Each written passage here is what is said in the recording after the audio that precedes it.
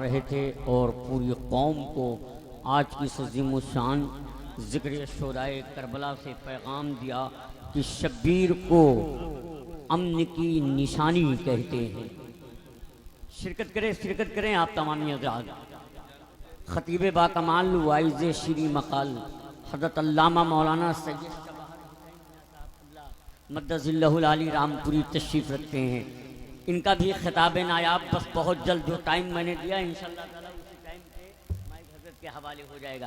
حضرت نے جو پیغام دیا وہ سنو کہ شبیر کو امن کی نشانی کہتے ہیں، شبیر کو امن کی نشانی کہتے ہیں، شبیر کو روشنی کا بانی کہتے ہیں، شبیر کو روشنی کا بانی کہتے ہیں، اور شبیر سے قائم ہے وقار ہستی، شبیر کو جانے زندگانی کہتے ہیں، شبیر کو جانے زندگانی کہتے ہیں۔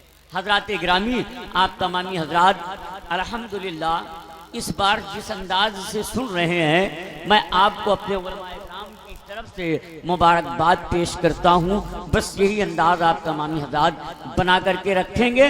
میں بہت تیزی کے ساتھ سفر کرتے ہوئے الہ آباد کے ادبی تہذیبی سرزمین سے آنے والے شاعر جناب اصغر الہ آبادی سے گزارش کر رہا ہوں کہ وہ تشریف لائیں اور بارگاہ امام علی مقام میں یا بارگاہ نبی کریم صلی اللہ علیہ وسلم میں نذرانے عقیدت و محبت پیش کریں۔ حضرت کا خطاب ہونا ہے، اس کا خیال ہاتھوں کو اٹھائیں، نعرہ تکبیر سے استقبال کریں۔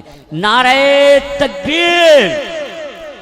دونوں ہاتھوں کو ادھر سے بھی، میں نے پہلے بتا دیا نا کہ آج مجھے زیادہ بولنا نہیں ہے، 15-20 سال سے میں آ رہا ہوں، ہے نا، آج سارا وقت لوگوں کو دینا ہے، لہٰذا جو جس کا حق ہے اس اعتبار سے آپ تمامی حضرات استقبال کریں گے۔ نعرہ تکبیر، نعرہ رسالت، ذکر شہدائے کربلا، فیضان اولیاء کرام، نعرہ تکبیر، نعرہ